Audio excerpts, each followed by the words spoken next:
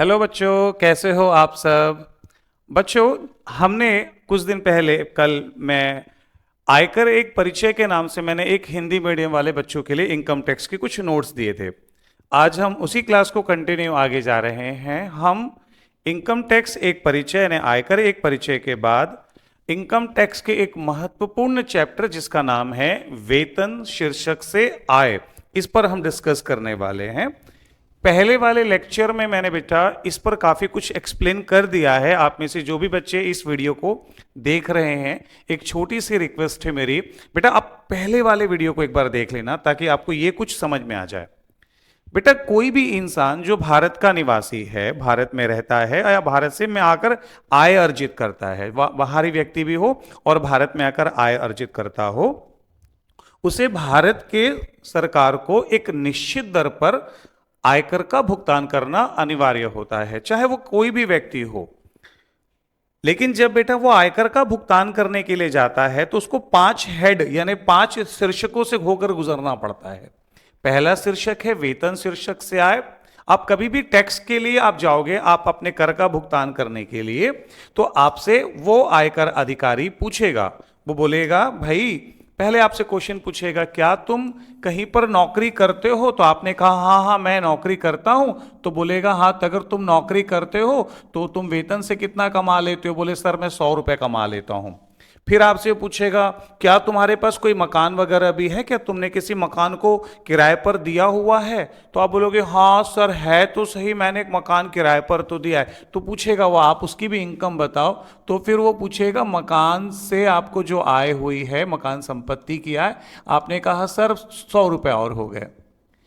फिर वो पूछेगा तुम तो वेतन कर रहे हो, ले रहे हो, इसके अलावा तुम पार्ट टाइम में कोई बिजनेस वगैरह भी करते हो या प्रोफेशनल एक्टिविटीज में हो, डांस वांस कर लेते हो, म्यूजिक का शौक तो नहीं है तुम्हें, या कोई प्रोफेशनल एक्टिविटी भी करते हो। सर जी एक एक्टिविटी तो करता हूं मैं। हाँ, तो उससे जो इनकम होती है बेटा वो भी आपसे ले लेगा। तो थर्ड होगी व्यापार व पेशे से आय। बेटा आपने बताया सर इससे मेरी 100 रुपए की इनकम है। फिर वो आपसे पूछेगा इस साल तुमने अपनी कोई पूंजीगत संपत्ति बेची है, जैसे तुमने कोई जमीन बेची है, कोई सोना चांदी बेचा है, या तुम्हारे पास कोई पुराना धन रखा हुआ था उसको तुमने बेचा हो, पुरानी जमीन कोई बेची हो। तो आपने कहा सर वो हमने मेरे नाम की एक जमीन थी, दादा ने मेरे नाम से दी थी, मैंने उस जमीन को बेची। तो बोलेगा हाँ बताओ। तो उस पूंजी लाभ से आए, या शेयर मार्केट में अगर आपने कुछ काम किया होगा बेटा, पूंजी लाभ से आए। तो आपने कहा हाँ जी पूंजी लाभ से मान लेते हैं 100 रुपए की आय। फिर पूछेगा अन्य साधन, इसके अलावा तुम्हें और भी कुछ सही से पैसे मिले हैं, तुम बैंकों में पैसे जमा करके रखे हो, उससे तुम्हें कोई ब्याज वगैरह मिला है। तो सर वहां से भी एक आय हुई है। हाँ सुनती हो, अपनी पत्नी से पूछ रहे हो। हाँ वहां, बोले हाँ वहां से भी आय है सर। तो वो कहलाएगा बेटा अन्य साधन से आय। मान लेते हैं वो भी 100 रुपए। तो टोटल आपकी इनकम हो गई मेरे बच्चों 500 रुपए। इसमें से धारा 80 की कुछ कटौतियां मिलती हैं आपको, वो एक चैप्टर आएगा, वो आपका माइनस होके फिर जो अमाउंट आएगा उस पर आपको भारत सरकार को निश्चित दर पर, जो भी भारत में दर लागू होगी उस दर के आधार पर भारत सरकार को आपको टैक्स का भुगतान करना होगा। तो आज हम बेटा जी पहला हेड सीखेंगे वेतन शीर्षक से आय। तो बेटा वेतन क्या है, वेतन क्या कहते हैं। वेतन शीर्षक से आय, जब एक कर्मचारी के द्वारा, जब कोई कर्मचारी कहीं काम करता है और उसके किए गए कार्य के बदले में उसके मालिक ने, मतलब नियोक्ता, मतलब जो उसकी नियोक्ता कर रहा है, उससे जो उसको राशि मिलेगी बेटा, उसको कर्मचारी के लिए हम वेतन कहलाता है। कहने का मतलब अगर एक कर्मचारी किसी के यहां नौकरी कर रहा है और वहां से उसको जो उसको सैलरी मिलती है, तनख्वाह मिलती है, उसे हम वेतन कहते हैं। यहां पर एक बहुत जरूरी बात है, नियोक्ता और कर्मचारी का आपस में एक रिलेशन यानी संबंध होना बड़ा जरूरी है। यदि बेटा, यदि बहुत ध्यान से देखना, यदि नियोक्ता के द्वारा कर्मचारियों को, मालिक ने अगर अपने नौकर को यानी कर्मचारी को अगर कोई राशि दी हुई है तो उसे आप वेतन की आय में शामिल करेंगे। और अन्य किसी व्यक्ति से अगर आपको कोई पैसे मिल रही है तो उसे आप वेतन में शामिल नहीं कर सकते। कहते हैं जैसे रामू, रामू किसी सेठ जी के यहां काम करता है, उस सेठ का नाम रख लेते हैं अपन विक्रम सेठ। अब रामू को विक्रम सेठ से जो तनख्वाह मिलेगी उसे आप वेतन शीर्षक से आय में शामिल करोगे, लेकिन रामू को उसके मालिक यानी उसके सेठ के अलावा किसी दूसरे व्यक्ति से कोई पैसे मिलते हैं तो उसे आप वेतन शीर्षक से आय में शामिल नहीं कर सकते। इसलिए कहा जाता है कि इस पूरे केसेस में नियोक्ता और कर्मचारी के बीच में एक संबंध का होना जरूरी है। सर ये किस संबंध की बात कर रहे हैं? मतलब सेठ कहेगा कि ये मेरा कर्मचारी है और कर्मचारी को कहना चाहिए ये मेरे सेठ जी हैं, यानी दोनों एक दूसरे को मानते हो कि वो मेरा कर्मचारी है और ये मेरा सेठ है। इसे ही हम कह रहे हैं नियोक्ता और कर्मचारी के बीच में बेटा संबंध का होना जरूरी है। ठीक है, चलिए आगे चलते हैं हम। अब जब मैं छोटा था, क्लास में मैं पढ़ रहा था, ये बड़ा इंटरेस्टिंग से एक टॉपिक है बेटा। बहुत सारे बच्चे इन टॉपिक को इग्नोर करते हैं, भूल जाते हैं, जल्दी जल्दी से ध्यान नहीं देते हैं। तो एक बार जब मैं छोटा था और मेरे को ये चैप्टर पढ़ाना था तो इसकी शुरुआत मैंने कहां से की, मैं आपको अपने कुछ ट्रिक्स दे रहा हूं।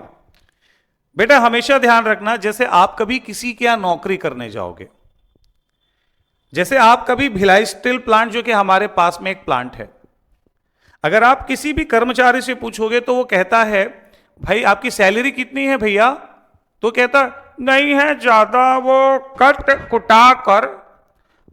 कुटा कर मेरे को ना 30,000 रुपए मिलता है।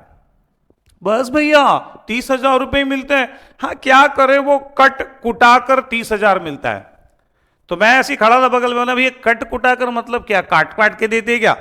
बोले नहीं, वो हमारा जो मकान हमको बीएसपी ने दिया उसका किराया 4,000 रुपए वो लोग काट लेते हैं, हमारे बिजली का बिल का पैसा वो लोग काट के देते हैं, कार का अलाउंस का पैसा काट के देते हैं, हमारे चिकित्सा जो हम स्वास्थ्य संबंधी सेवाओं का काट के हमको देते हैं।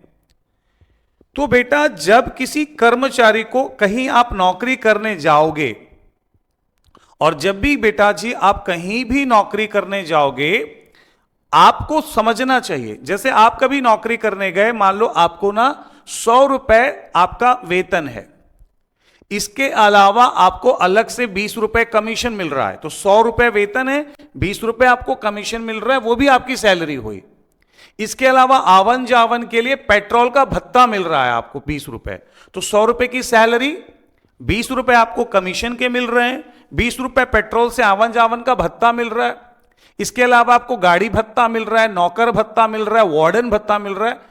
बच्चा हमेशा ध्यान रखना, अगर कभी भी आपसे कोई पूछेगा कि तुम्हारी टोटल सैलरी कितनी है, तो आपको कैसे बतानी होगी सैलरी? जो सैलरी और जितनी भी आपको अनुलाभ मिल रहे हैं, सैलरी, भत्ते और अनुलाभ मिल रहे हैं, इन सब का जो टोटल होता है वही आपका वेतन होता है।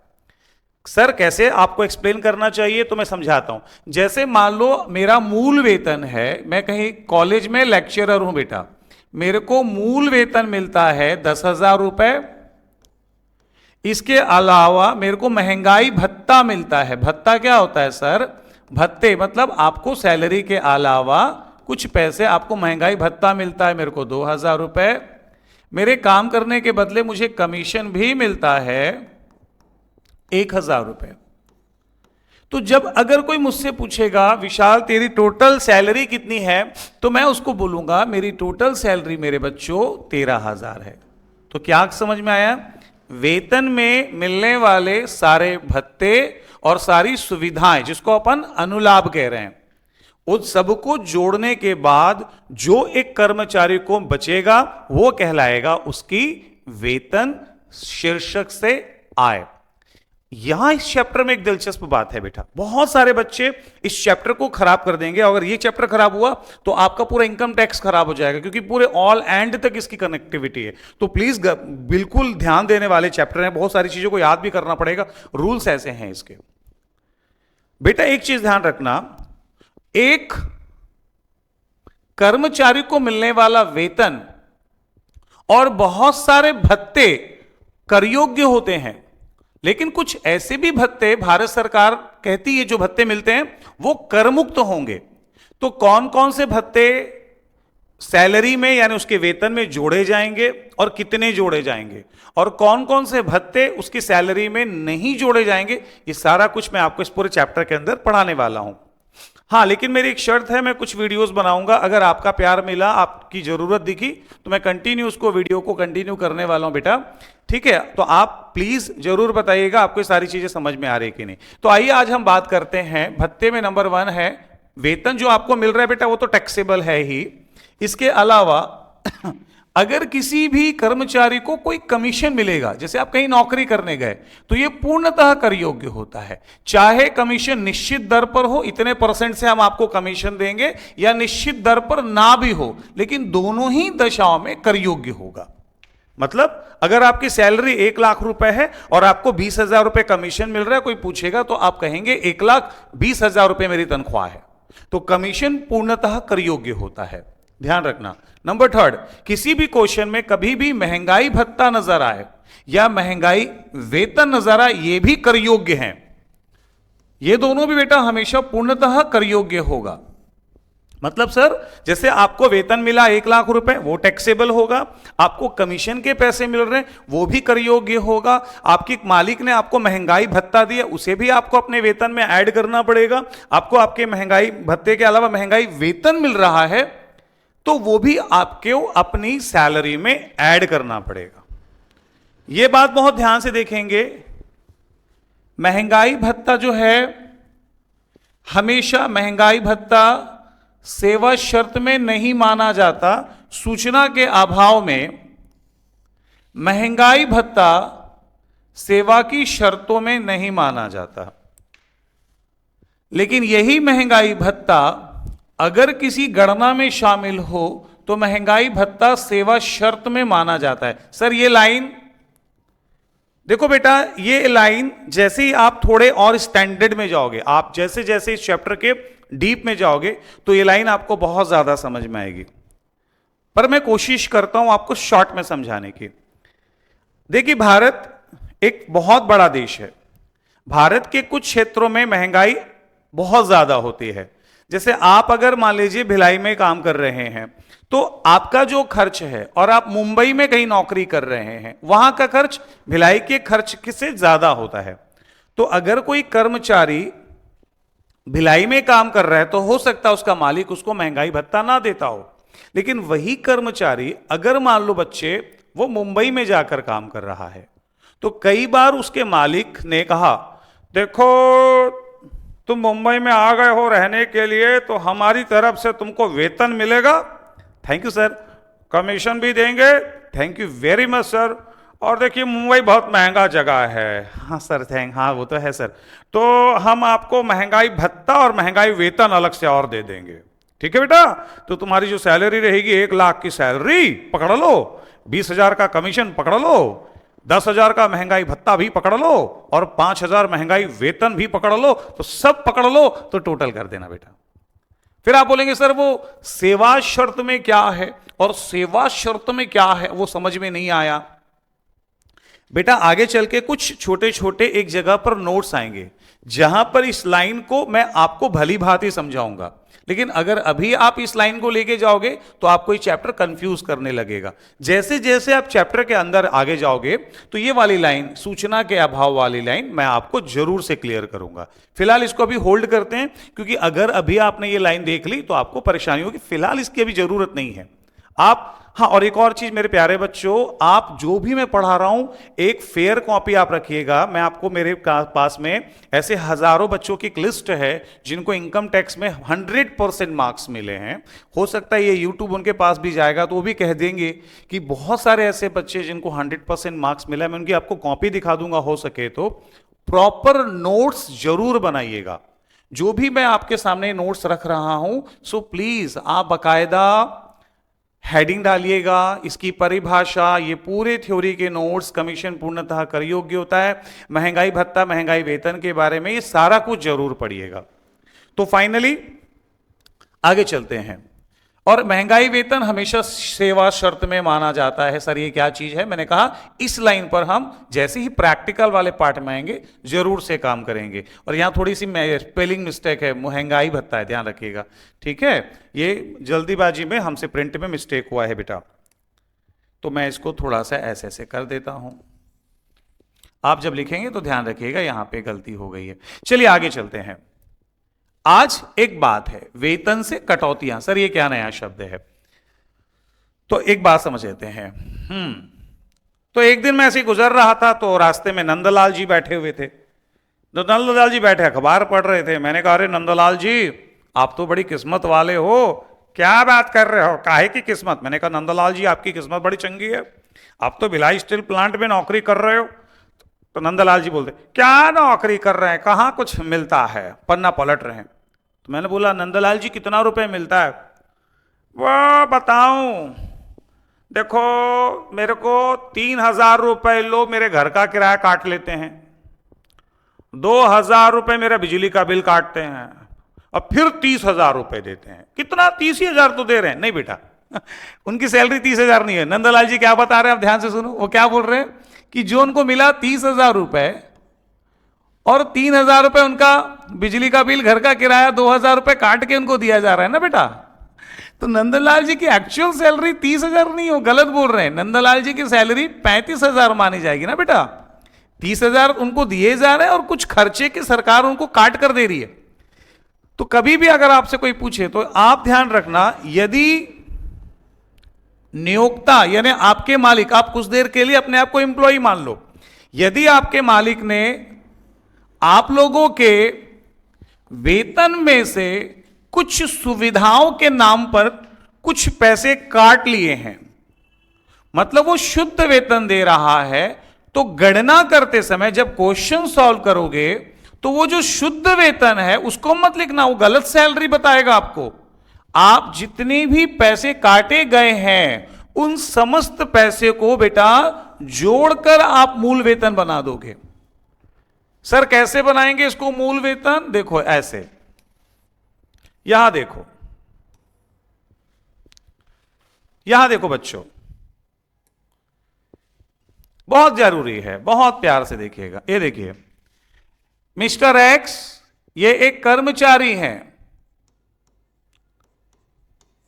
मिस्टर एक्स बेटा एक कर्मचारी हैं। इनके नियोक्ता मतलब इनके मालिक से इनको ना शुद्ध वेतन मिला है 1,20,000 रुपए।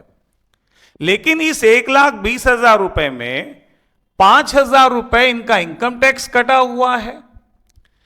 इनके आरपीएफ प्रोविडेंट फंड में गवर्नमेंट 10,000 रुपए का कंट्रीब्यूशन करती है, अंशदान दे रही है, और इनके बंगले का किराया काट दिया गया है। मतलब शुद्ध आइए ये लीजिए 1,20,000, 1,20,000 बस दे रहे हैं। तो भैया आपका 1,20,000 और बाकी में आपको हमने सर्विस भी तो दी है, तो भैया 1,20,000 ये पकड़ लीजिए, 5,000 आपका घर हम दे रहे हैं फ्री में। हाँ तो 1,20,000 और घर दे रहे हैं 5,000 का, वो प्लस 25 प्लस आपका प्रोविडेंट फंड में हम पैसा जमा कर रहे हैं 3,000 रुपए। सर वो क्या होता है, जब आप रिटायरमेंट लेंगे तो आपको पैसा वापस मिल जाएगा। तो सब कुछ काट के, तो बेटा इसको यहां वेतन जो मिल रहा है 1,20,000, इस 1,20,000 में उनका इनकम टैक्स कटा हुआ है, उनका आरपीएफ का प्रोविडेंट का पैसा कटा है और 5,000। तो जब भी आप क्वेश्चन सॉल्व करोगे तो आपको पहले मूल वेतन निकालना पड़ेगा। सर वो कैसे निकलेगा? यह है मूल वेतन की गणना। कभी भी ध्यान रखना, अगर किसी क्वेश्चन में ऐसा दिया रहे शुद्ध वेतन, तो आप क्वेश्चन सॉल्व करोगे, सबसे पहले उनको जो शुद्ध वेतन मिल रहा है वो शुद्ध वेतन है उनका 1,20,000 प्लस उनके पैसे में से कितने रुपए सरकार ने आयकर काटा हुआ था, यानी गवर्नमेंट उनका इनकम टैक्स भी दे रही है। भाई आपके सैलरी के अलावा आपका सरकार इनकम टैक्स भर रही है, तो वो भी तो आपकी इनकम हुई।